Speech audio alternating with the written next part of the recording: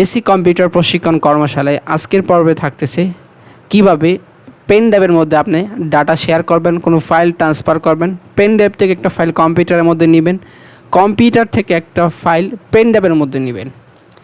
তারপর একটা special tips থাকতে, সেটা হচ্ছে যে আপনার যে কম্পিউটারে যে কাজগুলো করেছেন এই পুরো কাজের একটা হিস্ট্রি আপনি পেয়ে যাবেন। আপনি আজ থেকে 1 মাস আগে যে কাজগুলো করেছেন এবং এই ফাইলগুলো কোথায় সেভ করেছেন সেটাও আপনার জানা নেই, কিন্তু আপনি একটা সহজ টিপসের মাধ্যমে কিন্তু আপনি এই ফাইলগুলো দেখতে পাবেন এবং কী কী কাজ করেছেন, কখন করেছেন সেগুলো দেখতে পাবেন।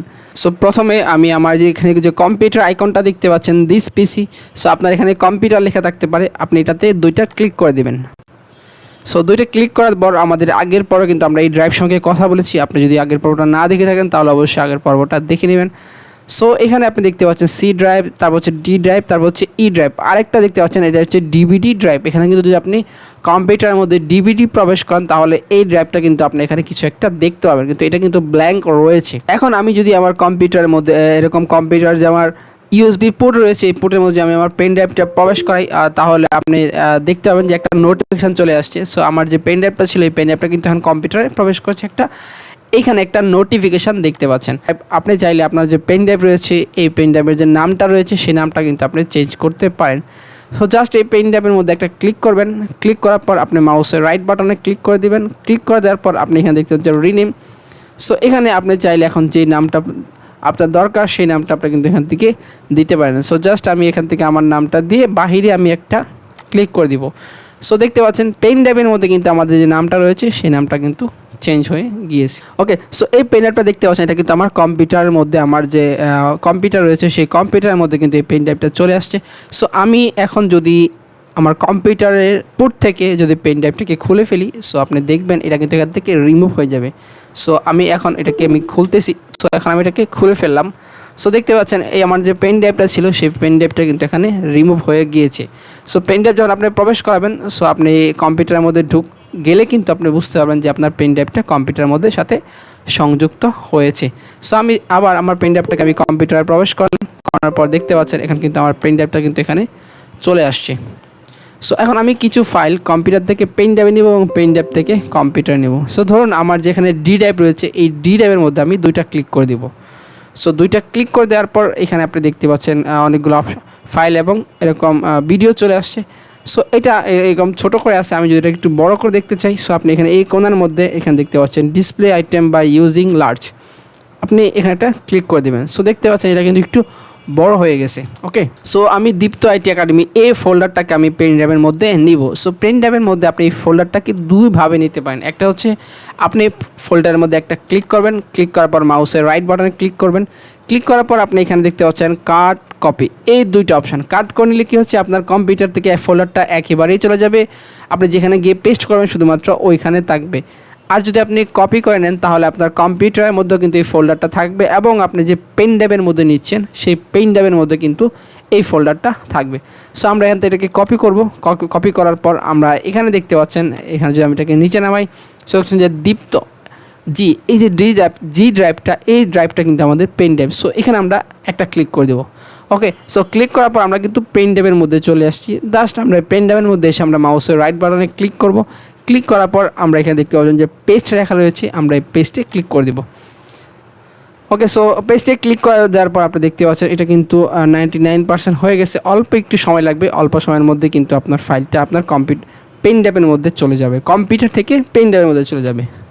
সো দেখতে পাচ্ছেন এটা কিন্তু আমার পেন ড্রাইভের মধ্যে চলে আসছে। সো এখন কিন্তু আমরা পেন ড্রাইভের মধ্যে আছি।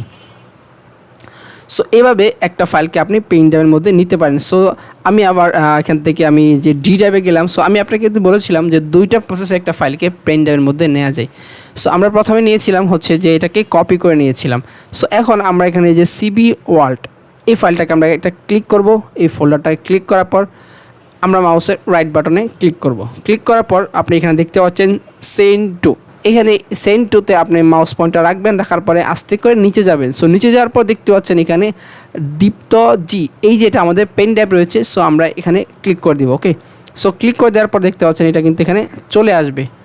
সো জাস্ট অল্প একটু সময় ওয়েট করতে হবে, এর মধ্যে কিন্তু আমাদের যে ফাইলটা ছিল সেই ফাইলটা কিন্তু আমাদের পেন ড্রাইভে চলে আসবে। সো আমরা এখান থেকে জি ড্রাইভে চলে যাব, পেন ড্রাইভে। সো দেখতে পাচ্ছেন সিবি ওয়ার্ল্ড যে ফাইলটা ছিল এই ফাইলটা কিন্তু আমাদের পেন ড্রাইভের মধ্যে চলে আসছে। সো এখন কিন্তু আমরা পেন ড্রাইভের মধ্যে আছি, এই সমস্ত ফাইলগুলো কিন্তু পেন ড্রাইভের মধ্যে রয়েছে। সো এখন এই পেন ড্রাইভ থেকে আমরা কিভাবে কম্পিউটারের মধ্যে ফাইলগুলোকে নিব। সো যেভাবে আমরা কম্পিউটার থেকে ফাইলগুলোকে পেন ড্রাইভের মধ্যে নিয়ে আসছি, সেম একই প্রসেসে আমরা আবার পেন ড্রাইভ থেকে ফাইলগুলোকে কম্পিউটারের মধ্যে নিব। সো জাস্ট আমি এখান থেকে এই ফোল্ডারটাকে আমি কম্পিউটারের মধ্যে নিতে চাচ্ছি। জাস্ট এই ফোল্ডারের উপর একটা ক্লিক করব। সো মাউসের রাইট বাটনে ক্লিক করার পর আমি এখান থেকে কাট অথবা কপি করতে পারবো। সো আমি যদি এখান থেকে কাট করি তাহলে আমার পেন ড্রাইভ থেকে এটা রিমুভ হয়ে যাবে। শুধুমাত্র আমার কম্পিউটারের মধ্যে গিয়ে যদি আমি পেস্ট করি তাহলে কম্পিউটারের মধ্যে এটা থাকবে। তারপর এখানে যদি আমি এটাকে কপি করি তাহলে কিন্তু আমার পেন ড্রাইভও থাকবে এবং কম্পিউটারের মধ্যে থাকবে। সো আমি এটাকে এখান থেকে কপি করলাম। কপি করার পর আমি এটাকে এখান থেকে মিনিমাইজ করে দিলাম। মিনিমাইজ করে দেওয়ার পর আমি চাচ্ছি আমার পেন ড্রাইভ থেকে যে ফোল্ডারটা ছিল সেই ফোল্ডারটা আমি এখন আমার ডেস্কটপের মধ্যে রাখবো। সো আমি কম্পিউটারের ভিতরে রাখছি না, আমি চাচ্ছি যে আমার এই ডেস্কটপের উপরে রাখবো। সো ডেস্কটপে এখানে এনে মাউসের রাইট বাটনে ক্লিক করবেন। ক্লিক করার পর এখানে দেখতে পাচ্ছেন যে পেস্ট। আমি যদি এখানে পেস্টে ক্লিক করে দিই, সো দেখতে পাচ্ছেন আমাদের যে ফোল্ডারটা ছিল যেটা পেন ড্রাইভের মধ্যে, সেই ফোল্ডারটা কিন্তু আমাদের কম্পিউটারের ডেস্কটপের মধ্যে চলে আসছে। সো এখন যদি আমি পেন ড্রাইভটা বেরও করে ফেলি তাহলে কিন্তু আমার এই ফোল্ডারটা আমার কম্পিউটারে থেকে যাবে।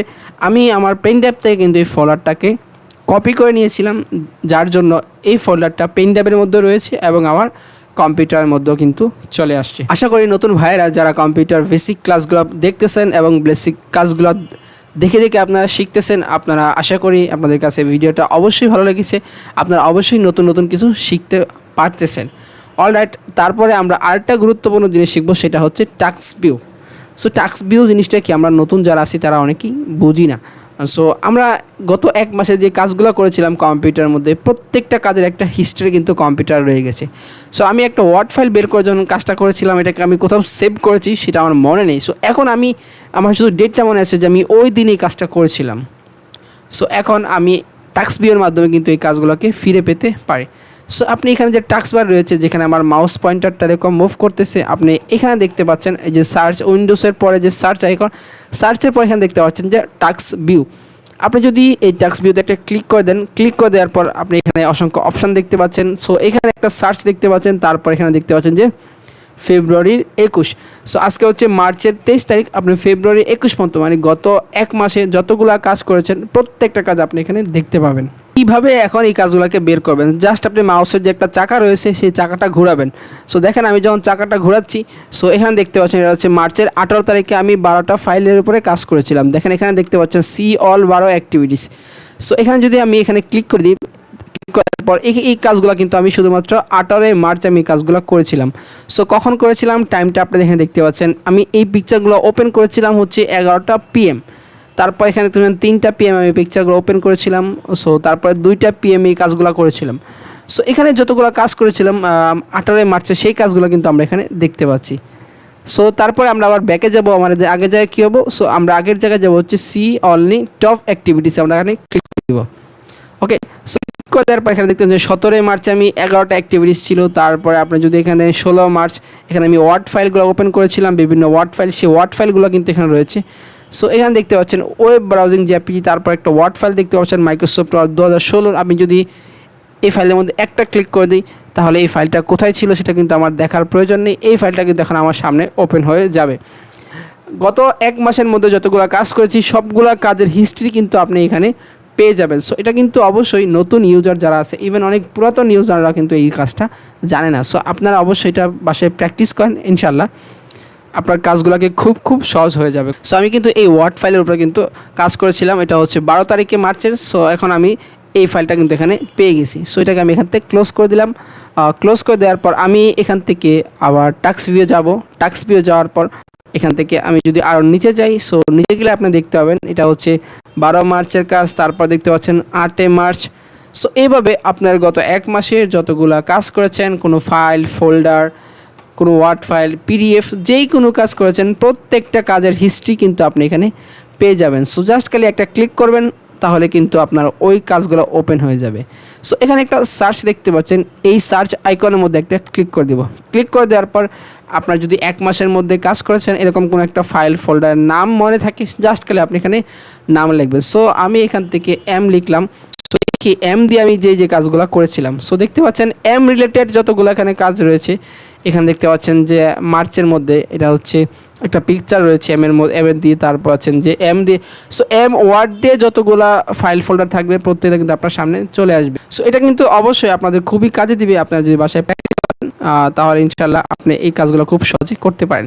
সো এটার মধ্যে আরেকটা সহজ কাজ হচ্ছে, আপনার যে কম্পিউটার রয়েছে সেটা কিন্তু মাত্র একটা কম্পিউটার ইউজ করছেন একটা সিপিইউ দিয়ে। সো আপনি চাইলে কিন্তু আরেকটা ডেস্কটপ, এরকম অনেকগুলো ডেস্কটপ ইউজ করতে পারেন। সো এখানে দেখতে পাচ্ছেন যে ডেস্কটপ ওয়ান। সো আমাদের কাজগুলো কিন্তু এই যে ডেস্কটপ ওয়ানে রয়েছে।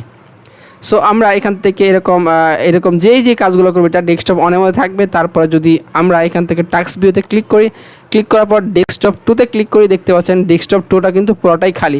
সো এখানে কিন্তু আমরা অনেকগুলো ফাইল ফোল্ডার ওপেন করে কাজ করতে পারবো। সো আবার যদি এখানে আমরা টাস্ক ভিউতে ক্লিক করি, ক্লিক করার পর আমরা এখানে দেখতে পাচ্ছেন যে নিউ ডেস্কটপ, এই নিউ ডেস্কটপে যদি ক্লিক করে দিই তাহলে দেখতে পাচ্ছেন আরেকটা নতুন ডেস্কটপ চলে আসছে। সো এই নতুন ডেস্কটপের মধ্যে আমরা চলে আসলাম। আসার পর আমরা এখান থেকে একটা পিকচার ওপেন করব। সো দেখতে পাচ্ছেন একটা পিকচার আমরা কিন্তু এই যে 3 নাম্বার যে ডেস্কটপ ওপেন করছি সেই 3 নাম্বার ডেস্কটপ আমরা একটা পিকচার ওপেন করেছি। সো এখন আমরা 2 নাম্বার এবং 1 নাম্বার ডেস্কটপে দেখব কোন কোন কাজগুলো আমরা করেছিলাম। সো ওই কাজগুলো কিন্তু ওইখানে থেকে যাবে। সো জাস্ট আমি টাস্ক ভিউতে একটা ক্লিক করে দিলাম। ক্লিক করে দেওয়ার পর আমরা যদি 2 নাম্বার ডেস্কটপ এখানে সিলেক্ট করি, দেখতে পাচ্ছেন 2 নাম্বার ডেস্কটপ আমরা কোনো কাজ করিনি। আবার যদি আমি এখান থেকে টাস্ক ভিউতে ক্লিক করি, ক্লিক করার পর আমি যদি 1 নাম্বার ডেস্কটপে ক্লিক করে দিই, সো দেখেন 1 নাম্বার ডেস্কটপে আমরা একটা এরকম ফাইল ফোল্ডার ওপেন করেছিলাম, এটা কিন্তু এখানে রয়ে গেছে। সো এভাবে আপনি চাইলে কিন্তু একাধিক ডেস্কটপ ইউজ করতে পারেন এই টাস্ক ভিউর মাধ্যমে। সো একটা ডেস্কটপে আপনি ওয়ার্ড ফাইল ওপেন করেন, আরেকটা ডেস্কটপের মধ্যে আপনি কোনো ভিডিও দেখলেন, আরেকটা ডেস্কটপের মধ্যে আপনি চাইলে কোনো ফটো এডিটিং করতে পারেন। সো যে কাজগুলো আপনি চাইলে কিন্তু খুব সহজেই করতে পারেন। সো এখন আপনি চাচ্ছেন যে প্রত্যেকটা ডেস্কটপ ক্লোজ করে দেবেন। সো জাস্ট এই ডেস্কটপের উপরে মাউস পয়েন্টার রাখলে আপনি এখানে দেখতে পাবেন যে ক্রস আছে, এই ক্রসে ক্লিক করে দেবেন। সো একটা কিন্তু এখান থেকে রিমুভ হয়ে গেল।